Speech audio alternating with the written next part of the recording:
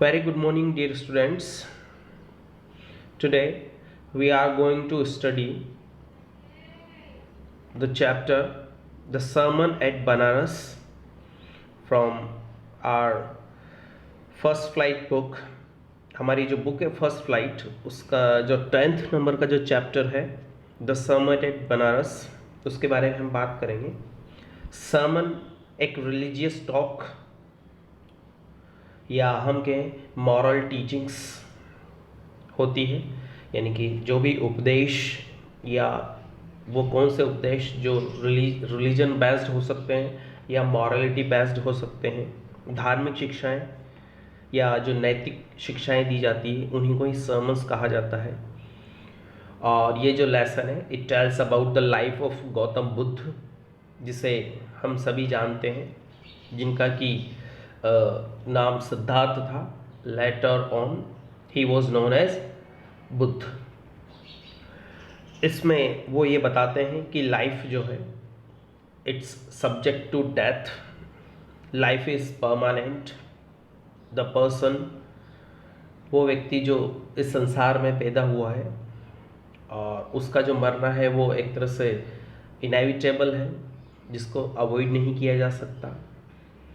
उनकी लाइफ के बारे में, लाइफ हिस्ट्री के बारे में इसमें बताया गया है कि उन्होंने एक बार जो है एक फ्यूनरल प्रोसेशन देखा जाते हुए, एक भिखारी को देखा भिक्षा मांगते हुए, और कई सारी जो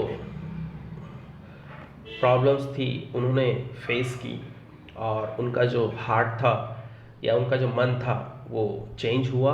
and then he went out to seek enlightenment. वे बाहर निकले और आध्यात्मिक स्पिरिचुअल नॉलेज को पाने के लिए काफ़ी सालों तक वो भटकते रहे. Then he sat down under a tree. वो एक पेड़ के नीचे बैठे और वहाँ पर उन्होंने मेडिटेशन किया. After 7 days he got enlightenment.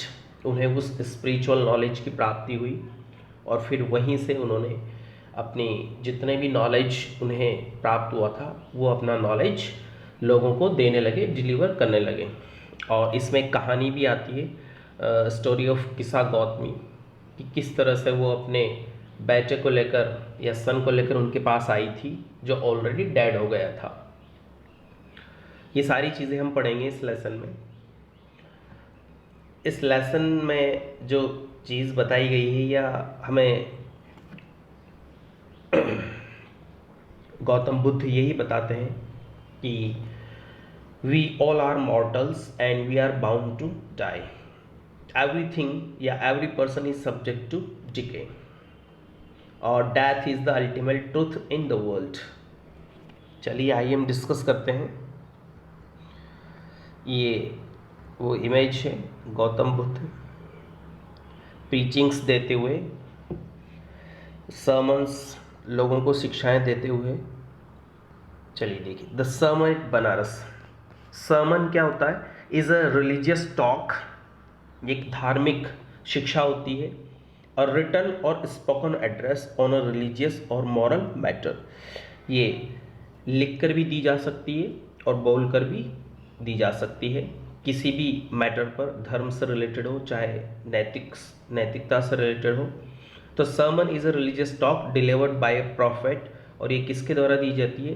कोई जो प्रॉफिट या मॉन्क या हम जिसे सेंट कहते हैं, हॉली मैन, धार्मिक व्यक्ति, साधु, संत, महात्मा. The lesson tells, this is tells, the lesson tells about the life of Gautam Buddha, who was born in a royal family and his name was Siddharth. Gautam Buddha के बारे में बताया गया है कि उनका जो जन्म है वो एक रॉयल फैमिली में हुआ था और उनका नाम क्या था? Siddhartha. Once he was going for hunting. एक बार जब वो हंटिंग के लिए जा रहे थे, शिकार के लिए, ही came across a sick man. तो उन्हें रास्ते में एक सिक मैन दिखाई दिया, बीमार व्यक्ति. फिर जब वो आगे बढ़े, देन एन एज मैन, एक बूढ़ा व्यक्ति दिखाई दिया. Then a funeral procession. फिर उन्होंने एक जुलूस देखा, फ्यूनरल जिसमें व्यक्ति को ले जाया जा रहा था दाह संस्कार के लिए. And finally a monk begging for arms. फिर उन्होंने एक भिखारी को देखा जो भीख मांग रहा था।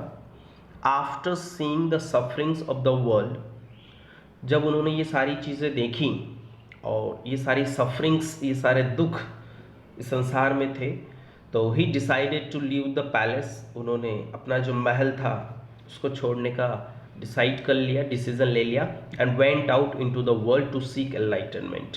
और वह बाहर निकल गए क्या प्राप्त करने के लिए? स्पिरिचुअल नॉलेज, आध्यात्मिक ज्ञान को गेन करने के लिए, एनलाइटनमेंट को प्राप्त करने के लिए। ही वॉन्डर्ड फॉर 7 years। वे 7 सालों तक तो भटकते रहे, वॉन्डर करते रहे इधर से उधर, here and there. And finally sat down under a fig tree at Bodh Gaya. और फिर वो बोध गया, ये एक प्लेस का नाम है, वहाँ पर एक पेड़ के नीचे वो बैठे। After 7 days he got enlightenment.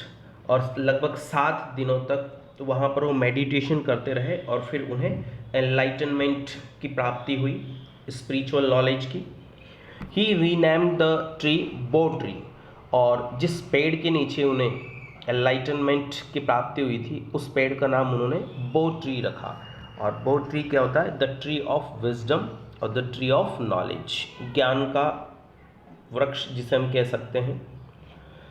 Eight that time he was known as Buddha. और अब तब से उन्हें बुद्ध के नाम से जाना जाने लगा, जिसका कि मतलब होता है अवेकन्ड और enlightened, the person who has gained spiritual knowledge. His first sermon was delivered eight Banaras. और जैसा कि हमारे चैप्टर का नाम भी यही है, सर्मन एट बनारस, तो उनका पहला जो सर्मन था उन्होंने कहाँ डिलीवर किया था? बनारस में। और बनारस में क्यों किया था? क्योंकि it was considered to be the holiest place, ये सबसे पवित्र स्थान था। और उसका क्या कारण था? Because of the river Ganga. Holy river जो है वो वहीं से होकर बहती है।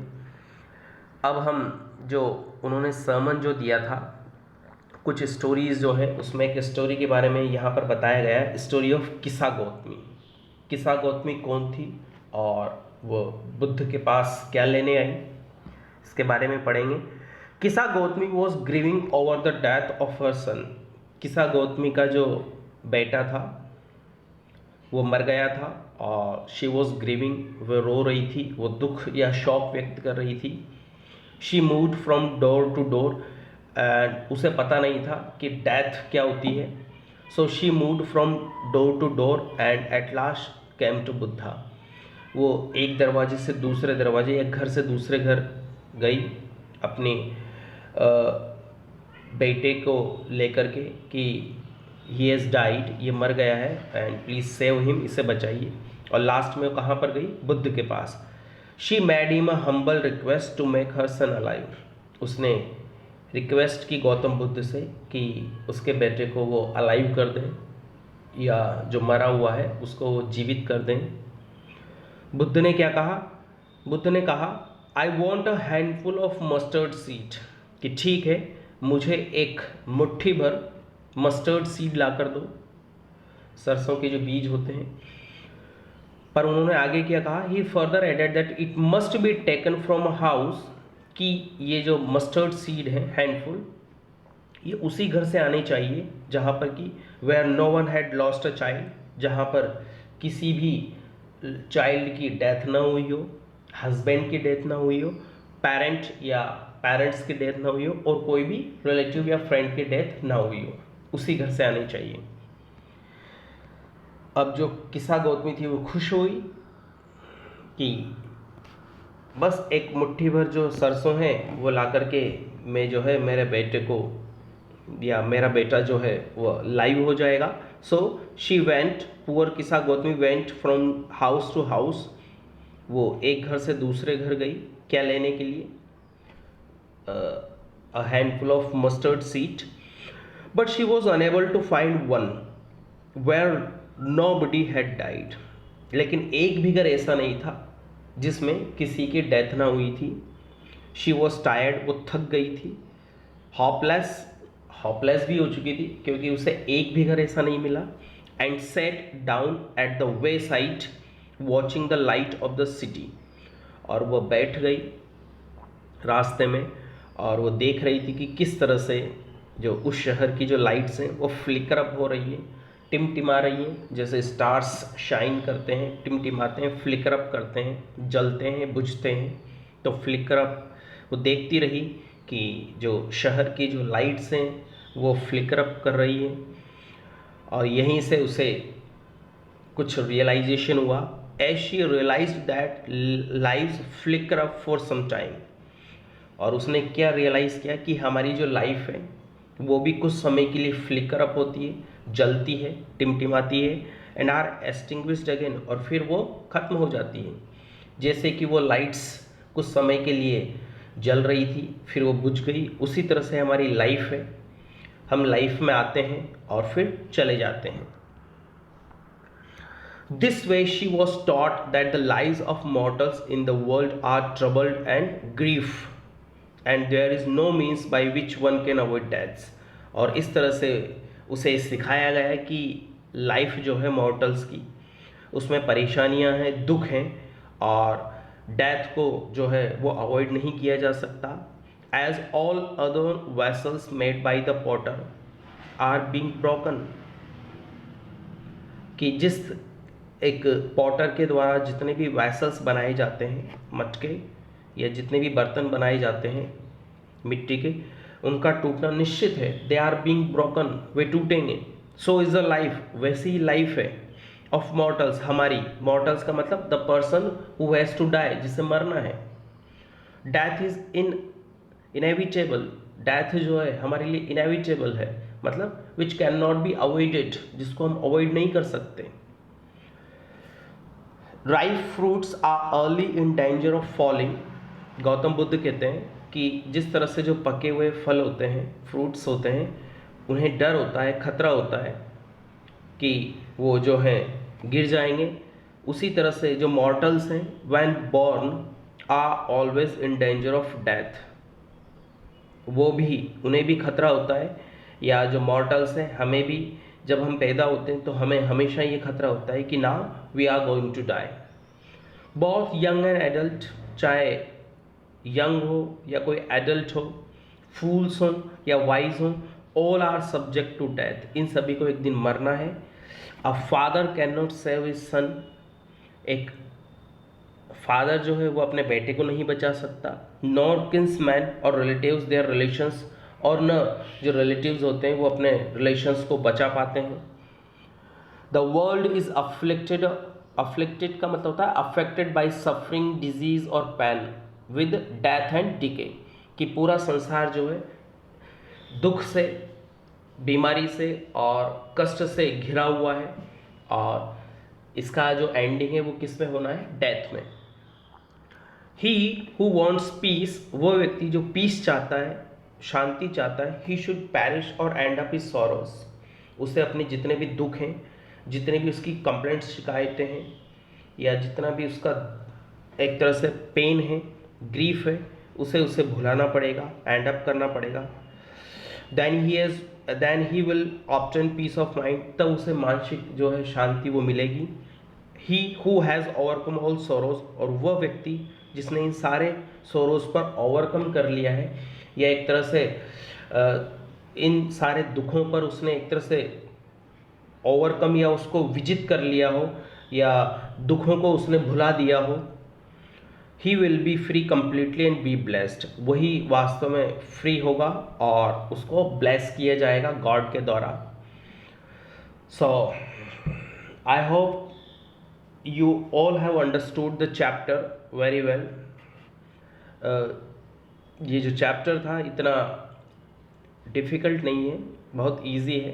इसमें यही बताया गया है गौतम बुद्ध की लाइफ के बारे में कि किस तरह से वो उन्होंने इस संसार में दुख देखा और वे एनलाइटनमेंट की तरफ बढ़े, एंड ही गॉट एनलाइटनमेंट। तो उसी तरह से उन्होंने ये भी बताया कि जो अगर a person who is born is subject to death is surely to die. Okay dear students, मिलते हैं नेक्स्ट चैप्टर में, तब तक के लिए have a nice day, good bye.